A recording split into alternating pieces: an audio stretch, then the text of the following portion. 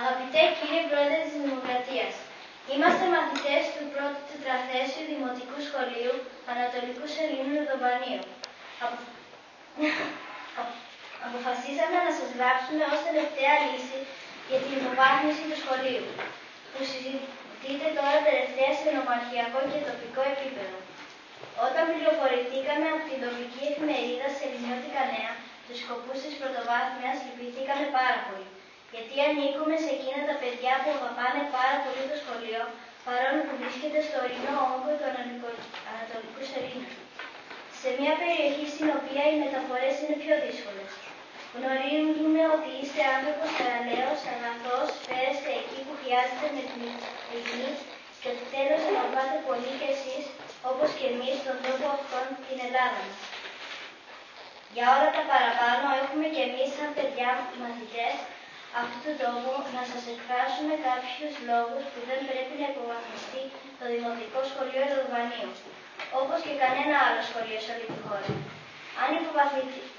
Αν υποβαθμιστεί το σχολείο μας από τετραθέσιο σε διθέσιο, οι ήδη ενωμένες τάξεις θα ενωθούν με άλλες και έτσι οι δάσκαλοι 2 δεν θα παραδίδουν σωστό μάθημα σε όλους τους μαθητές.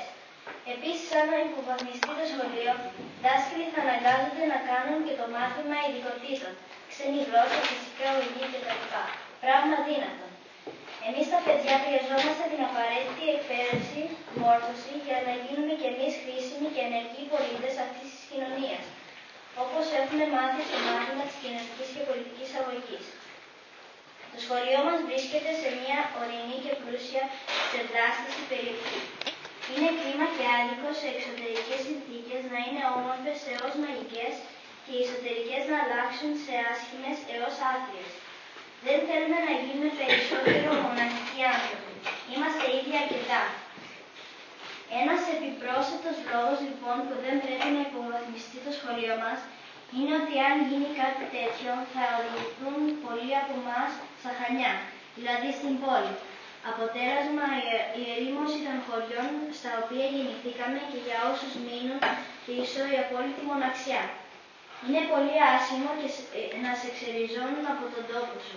Με αυτόν τον τρόπο και ακόμα είναι άσχημο να θες να μιλήσεις, να παίξεις, να τρέξεις, να μαζέψεις λουλούδια, να κάνεις βουτιές σε κοντινές θάλασσες, να χαμογελάσεις, να φωνάξεις, να κάνεις βόλτες και να μην υπάρχει συνομιλική παρέα, προκειμένου να τα πραγματοποιήσεις.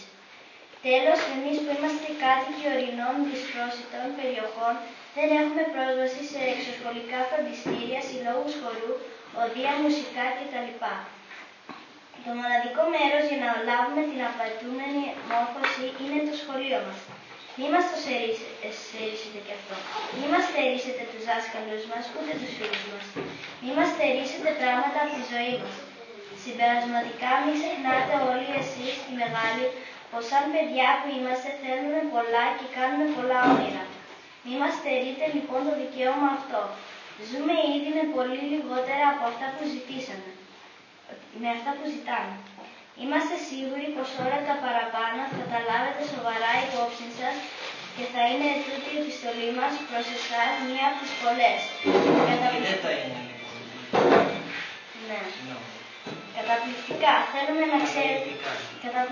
Θέλουμε να ξέρετε πως όλες αυτές οι σκέψεις μας ξετυλίχτηκαν μέσα από ομαδοσυνεργατική διδασκαλία και χρειαστήκαμε 4 ώρες.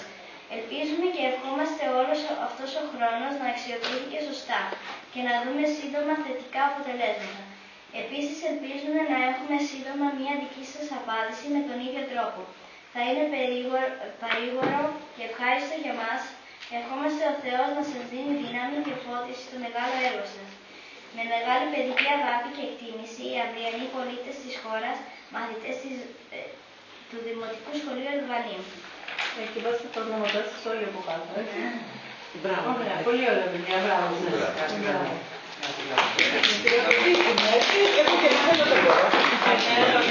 Όλη αυτή η επιστολή, εγώ είχα καθοδηγούσα απλά, είχαν ιδέες των παιδιών, όλα τα